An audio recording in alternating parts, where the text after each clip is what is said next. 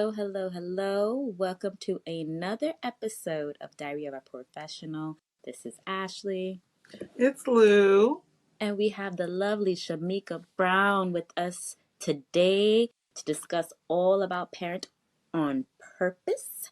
And before we get into that, let's get into our gratitudes and discuss what we're grateful for this past week. And I don't know, Marlou, how are you feeling? Do you want to go first? Sure. Let's go first. That's fine. I think between, you know, with the new year and last week's episode and everything like that, I do think I have been, or a few weeks ago, I have been reflecting on the passage of time and, I think the growth of things and like, how every new whatever, it feels like it feels like it's like almost like a new era, like a new stage in your life. You know what I mean? And not only for me, but for like my kids and them getting older. And I think like, it's like, it feels nice. It feels comfortable. It feels like it's not so murky in the waters right now. Yeah. And I'm going to take it while I have it. So yeah, I'm just kind of like, yeah, I'm good. I'm good. Yeah, I like that. I like that. Yeah. I guess I am really grateful for community. Just having people, supportive people around me, someone who I can just quickly reach out to and they'd be like, yeah, I got you. Don't worry. Having you, Marlu, part of my community too as well.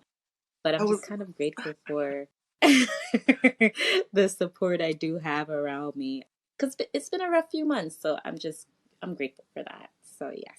Yes. That's when And your community show out though. It's not when it's like, hey, let's party. yeah. Hey, let's do this. It's like Yeah. It's when you like how down. can I help you? How can I edify you? So Yes.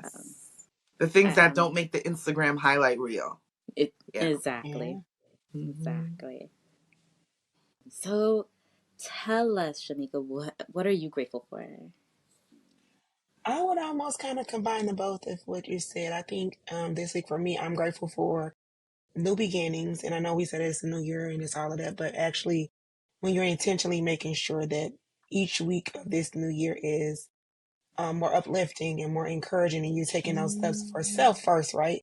Because we Yeah. can't really go into community or enjoy the surroundings if we're not taking care of ourselves or we're not knowing where we are. So for me, this week is the intentionality of making choices that were best for self, but having a community to back me up when I felt like I couldn't do it or felt like I needed an extra push or things like that. So I feel like this week is just seeing those two colliding together makes this Sunday like, okay, what's going to happen next week? Like, okay, this is a great one. Let's see what's going to be built onto this bridge of the next week. mm-hmm. Yeah, yeah, I love that. Yes. I love that. So let's get into our topic, Hmm. I'm Miss. excited about this one. Yes, Miss Shamika Brown is an educational consultant, and our topic today is parent on purpose. So I just want to ask you, Shamika, what is parenting on purpose, especially with challenging children with behaviors or challenging behaviors with kids? So surprisingly, this name came up. I was right before the pandemic started. I was in a program to become an infant early childhood mental health consultant, where I'm able to help connect the parent and child relationships at birth to show the beginning of how it kind of is a big piece of the overall circle. When a child goes out and come back home, they have to come back to their solid foundation. And so one of my assignments was, because of the pandemic, I would have to do, you would say like a internship, but so COVID hit us, right? So I couldn't just like create this parent group in my community. So I had the opportunity to make a online parenting group called Parenting on Purpose, which is on Facebook. So it's like this up to now, like over 100 women in there from all across the world, from Germany, South Africa, Wow. Amazing. diverse group of women that really realized that we were not alone with children with challenging behaviors and let alone disabilities. So when I came up with the name of Parenting on Purpose, it was about being intentional about our parenting, being understanding about the behaviors, empathy and connections. But the key to this parenting on purpose is that we cannot parent until we understand the importance of self-love and self-care for ourselves. So I can't show up and be a parent and do all Mm-hmm. these things if I haven't had the moment to take care of myself, to be intentional, to do this purposeful work of, our overall goal is that we want our children to be able to navigate in the society that we're living in, but also give them the tools and the strength to empower them that no matter where, when they leave our home, no matter what the world says, when they know that we have parents in the know that they have a purpose, they have a calling, and they are meant to be a part of society.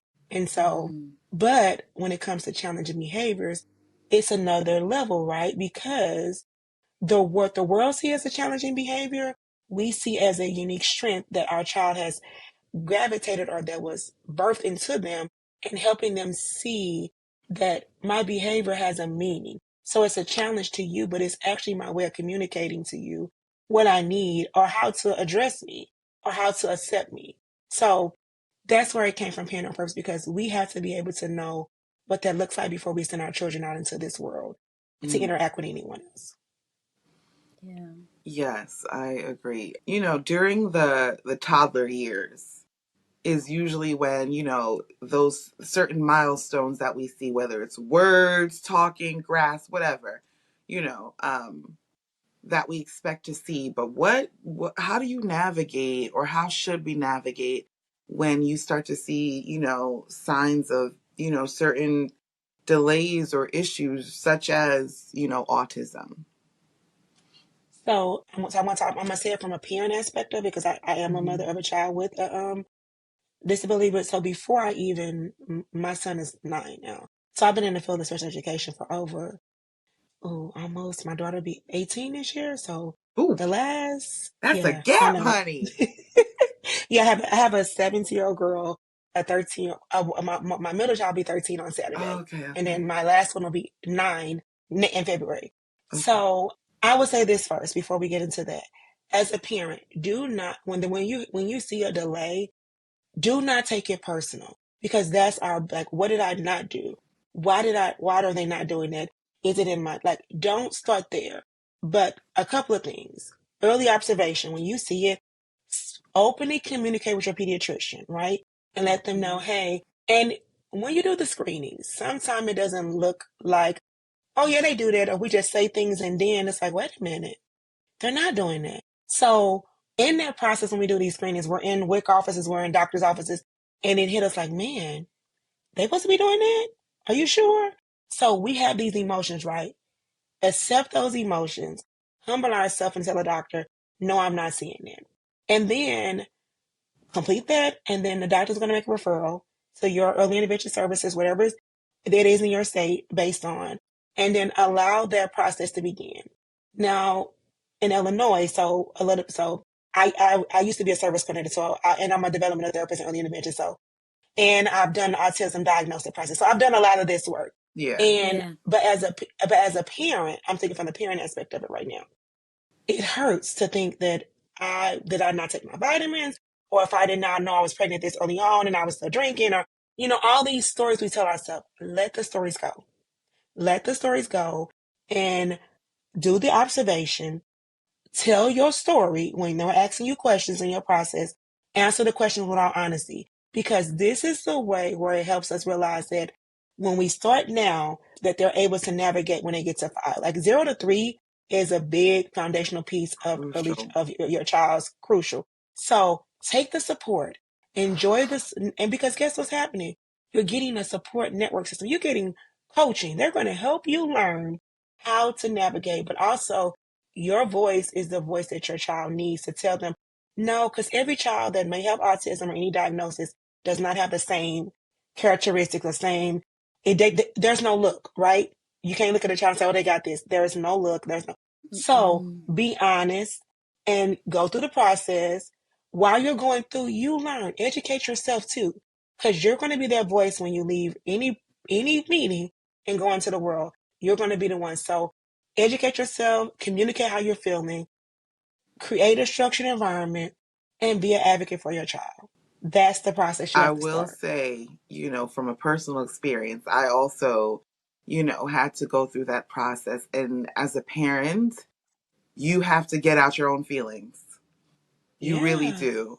Like I commend, because I had a coworker, I'm also a nurse. So it's like you do have that healthcare aspect, but it all goes out the window when you're a parent. And she was going through the whole process. And I think seeing her do it made it easier for me. And in the beginning, you definitely will feel alone. You'd actually be surprised how many, children have an IEP or on something. But trust me, if you have a circle of parents or moms, someone's had to struggle with something. I think actually watching an episode of a show called Scrubs Mm. helped me identify, because you kind of don't know what it looks like you said, but your child and you kind of know like what's off and what's on. And it was an episode where a kid was playing, but he wasn't really interacting, he wasn't engaged. And then you start to see it. And I think it also helps because when they start evaluating, they will ask you questions and you will feel like, was I not paying attention? Was I not here when my child was growing up? Did they say this word? Did they say this many words at how many months? And what were they doing this? And you're like, was I supposed to write this down as a parent? Like, no one told me I was supposed to keep score. But I think paying attention and being in tune to you and your child will help you navigate and figure out. And listen, there are experts in everything, but you are the expert in your child. So That's it there. I love when they can diagnose, and sometimes they might not. But if you feel like I need a second opinion, get that second opinion. Yeah, Yeah. exactly. And I'm so big on just advocating for your child because I'm a peds NP. So we're only with you guys for X amount of time. Like, we're only with you guys for that 15-minute, sometimes less, visit. Mm-hmm. So please, like, just let us know, like, hey, should my child be doing this? Or, hey, is this the amount of words my child should be saying? Because we have such an amount of X amount of time. So when a parent say, no, no, no, no, no, this needs to be looked at. I'm like, okay, great. Let's send a referral. Let's try to put a referral in for early intervention. Let's see. So it's just so crucial just to advocate for your child too as well. I completely agree with that. So speaking now, that's the toddler years. Let's start moving into the school age years, right? That's when Mm. we Mhm. really may see different diagnoses as well. And I'm just curious on how can parents like manage, especially like with kids with ADHD or hyperactivity, because that's when we start seeing those kind of diagnoses when they're in the classroom. So I just want to hear your thoughts about that. So this is where mine started off for me. It was so one thing I would say is that as a parent, establishing a consistent routine at home for the child, first of all, we know and we hear that sleep is imperative. So they need structure. We need to set clear and simple expectations. Do not give them a paragraph saying, go get your shoes, go do this, go do that. They're going to forget the first 5 steps and go to the last one. And when they come back to you, you're like, you forgot the other ones. No, provide clear instructions, piece by piece. A big piece that I'm learning too, and to be honest, is that we have to be very careful with what we're feeding them as well. Certain Mm-hmm. foods, certain things cause triggers that we see all these type of behaviors. Creating a calm environment, and first of all, making sure we're okay. So if we're off, they're off. If we are having a tough time, it says something into them. Making sure we're giving them that outside play. I really feel like Mm-hmm. going outside more, their gross motor. Like, think about it like this. They get up in the morning, we get them ready, they go into the classroom, they sit, they hold themselves together for 6.5 to 7 hours. Then they come home and we get the outlash of that. Before they sit down and do homework, give them some motor movements. Let them run outside. If it's cold, let them go jump around, let them do something. Then, because you cannot, because they've held it in for so long, they're bursted. And you're not going to Mm-hmm. get a focus into it. But also, find a way to teach them regulation skills. Jumping up and down, clapping your hands, dancing to music, breathing moments, like simple things like that. And a big one is we got to limit the screen time, 35 to 45 minutes at a time or an Mm-hmm. hour at a time.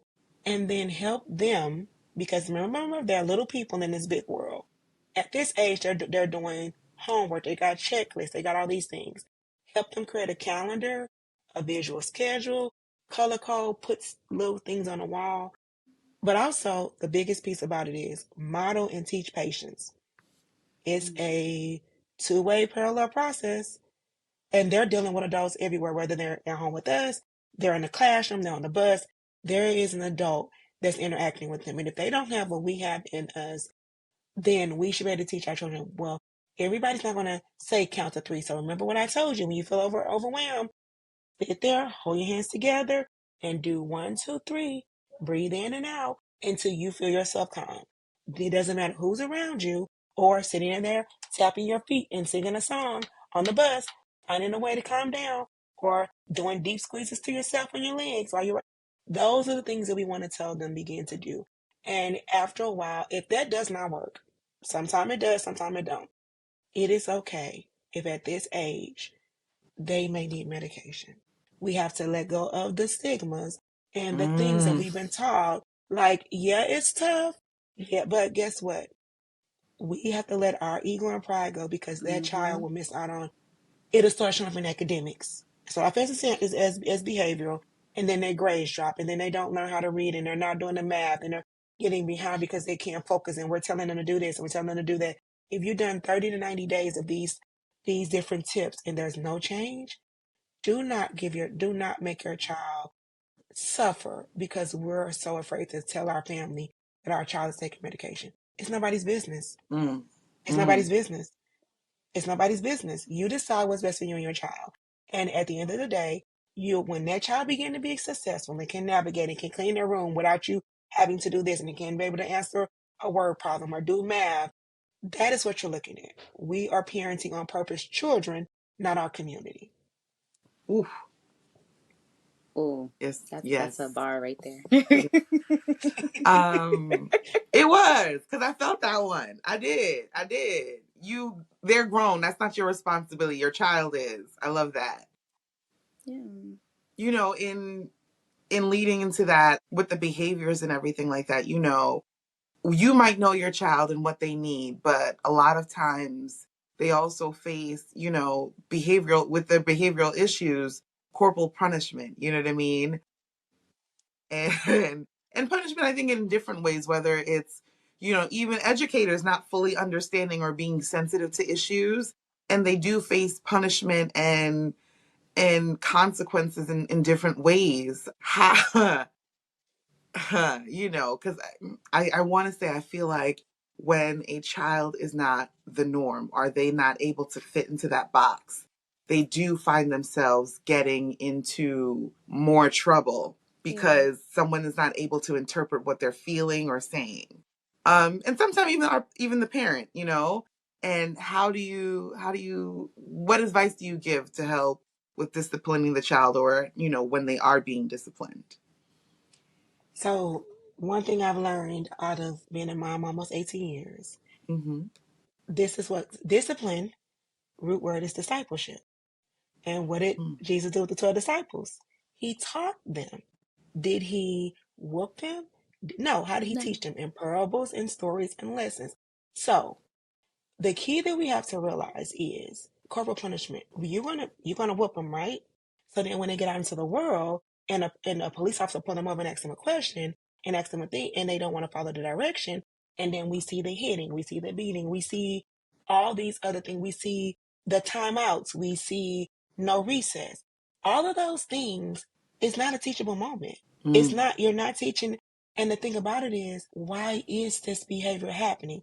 When a child wants to sit down in circle time, because the child needs a motor break. So if the child is walking around the room, he or she can still hear you teach a lesson. So we have to adjust our stigma and our ways. And then think about your child. I have 3 children, totally different. One way that I discipline one, and one way I discipline the other, and then I discipline the last one. There's no way. Now for the first 2, it was, I would say, you don't do this, then this is going to happen. They was afraid. They didn't. She said, "Don't do it. I'm not gonna do it." My last one, my heart, the one that keep me in prayer on my knees and understanding patience. It's a different game. And for a while, people would say, why do you do that? And I was like, because it's not going to matter. I could say, don't do that. I can tap you. I can do this. 30 to 45 minutes later, they totally forget what you just said don't do. And what Yeah. do? They do it again. So why not say, I'm asking you not to do this because this is going to cause this problem. If Right. you can tell them why and understand it, because when they go to a job, a 9 to 5 as an adult, and they get in trouble, the job is not going to whoop them. What's going to happen? They're going to sit down with him and tell them your behavior on this day when you went off on this employee, and because of this, your punishment is this. Now, in that moment, they're going to give you a write-up to explaining why and what you need to do, right? Yeah. We're training young people to be like we are in the next 20, 30 years, and the world is changing. So do we want them to think that only how I'm going to listen if you hit me? Then you get into abusive relationships, and you get people fighting, and you get young boys fighting. We have to be careful, because the same hand that we hug and love with is the same hand that we beating with. Mm. What are we teaching them? Mixed messaging. Yep. Yeah. We got to be careful. And if it's something that's hurting them, just be real. I think the more honest and open we are, the better off they understand this could mess me up. This could hurt me. If we say don't touch the stove, why? Because if you touch the stove, you're going to burn your hand. We got to go to the hospital and this, that, and the other. Yeah. Okay. And then when they do it, they've learned. Now let's sit down and talk about what did you feel, how you felt about it. We got to be careful, because, and people kind of get upset when I say this, but you wonder why so many prisons are being built. Because they know if we don't fit into these boxes of what the world say, if we don't follow all these things, then we're going to be subjected to go where next. Yep. But we don't even give them a chance. In the Mm-hmm. classrooms, most children that are in trouble at this age, most diagnoses, if you want to be honest, are young boys, black and brown, that are having concerns. Mm-hmm. And we see more and more. So we have to be very careful on how we're treating and nourishing our children to build and become. You got to be careful. Yeah. So, with that being said, how should parents support themselves when they do have children, special needs children, or challenging behaviors? How should parents support themselves? You need a network. You need a group of people. Yeah. If you need to find at least 30 to 45 minutes a day. Don't block your schedule with so much stuff that there's not a moment for you just to sit in quiet and sit in the stillness. One thing Mm-hmm. I've learned over time, and I'm not even a single mom, it's me and my husband, but we take on a lot, and we have that nourishing moment where they've been in our bodies for 9 months. So the connection that we have is unbreakable. There, you can feel their hurt, you can feel everything, but we had to have a release. If there's journaling, if there's going for a walk, if they're just sitting there watching the show and just laughing, you have to find a space for yourself. And if you need, find somebody to talk to. That I don't need you to judge me. I could say today my child is getting on my nerves, and not to you think I'm like, you gotta find those moments. But most of all, educate yourself on whatever diagnosis. This is the key piece that I've learned. If there's a diagnosis, educate yourself on the condition, the challenges, but also the strengths. You don't want to parent your child from the diagnosis, parent them from the strengths, and along the way, Mm. help empower those weaknesses. We take challenging behaviors as, oh my God, it's so bad, but it's really an opportunity to teach and learn, but also teach the world how to teach your child how to make the world treat them. So learn, set goals for yourself, set goals for you and your child. Celebrate all the small wins, the A+ on the work, the no red days at school. Yeah. Celebrate those moments. It might not mean nothing to you, but I promise you, you're depositing things in your piggy bank. So one day you're going to get that deposit back. So it's very important. And communicate. If you need respite care, there are programs. If you need a break, don't feel bad if you need a day. Like, don't do that. Don't feel like if I ask somebody to watch them. And then if you feel like there's someone in your family or friend that can't really do the work with your child, and you're afraid to leave them with them, don't do it. Because you take a break and you're still worried, like, okay, are they yelling at them? Did they do this? Did they give them this? That's not a Yeah. break. That's not a break. So be intentional about who is your support, who's your go-to. Connect to the Yeah. parent groups in your community. Go to the resources. Take your child to events together. But most of all, if you need a break, say today, I'm gonna give you a tablet. You can go run around. Mom gonna sit and just read a book. It's a me time day for everybody. Mm-hmm. Everybody go to their corners in your room, house, wherever you create. Everybody go to your me time space. Yeah. Cut on a timer, and then come back together. Yes. Yes. Yes. I Uh, love these are great tangible tools. and Yes. it's free, Yes. right? Free 99. Yes. Yes. As an educational consultant, what services do you provide, for parents who are in these situations? So I have helped do behavioral assessments. I have helped with going to IEP meetings to help support reviewing IEPs. I've done some one-on-one sessions to discuss parents' concerns and ask questions, workshops, training, collaboration with school systems to bring. I do a parent night for some childcare centers in my area once a month, talking about difficult situations. I feel like I'm a resource because if there's a need, I can find or I know someone to help. Also help with other professionals collaborating in the community and transition, behavior coaching, and just someone to talk to, a listening ear sometimes. When you don't need it, well, you don't need me to give you anything else. You just need me to listen to what you're asking me. So there's a variety. I try to be everything that I got or I did not get in this Mm. process Mm-hmm. along the Mm-hmm. way. That is one of the reasons I do what I do, because it's always not what I need, but what I did not have or what did Mm-hmm. work. Because everything ain't always got to be perfect. No, what worked and how did it make me feel? I feel like once a parent can feel seen and heard and cared for, they're open to do those other things to connect and do what's needed for their child. Right. Yeah. Right. Yeah. Where can people find you? Where can people find you? So I am on Facebook and Instagram. On Instagram, it's either Shameka C Brown or SCB Educational Consultant. I do have a private parent group on Facebook called Parenting on Purpose. And I have a podcast that I restarting back up this year. I kind of changed the name. It was Parenting on Purpose, but now it's Unshakable Parenting, where we're Ooh. building a foundation that no matter what, we won't be shaken so we can show up and parent. And then if you have any questions, my email is loveteach, LUV, teach the number 5 at gmail.com. And if you need to schedule a session just to talk, email me and then I can provide my personal information and we can do a phone consultation or a quick FaceTime just to talk about or any questions that you have. So I'm just open to help women understand that they're not alone and that there is someone in your community or even online that can help support you along the way. But also that there's a group of like-minded women having the same concerns in the Parenting on Mm-hmm. Purpose group where we could talk about. You could just say, "This not working. What did you do?"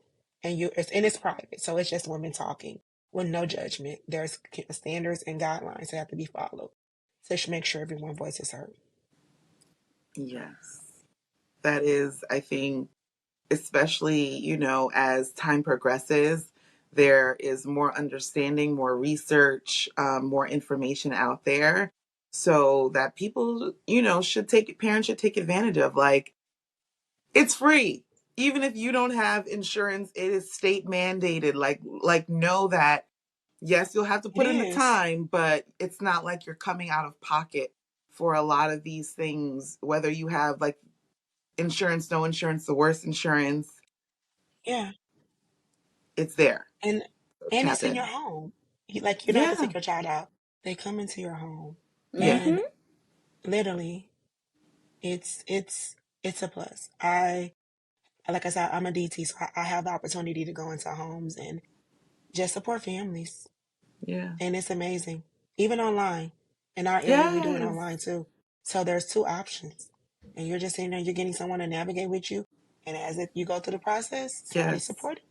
Thank you so much for joining us today, everyone. Let us know your thoughts. Please reach out to Shameka Brown if you have any questions, if you need help, if you need support. Yeah, so let us know your thoughts, everyone. Till next time. Yes, thank you. Thank you. Bye. Thank you. Thank you. Thank you.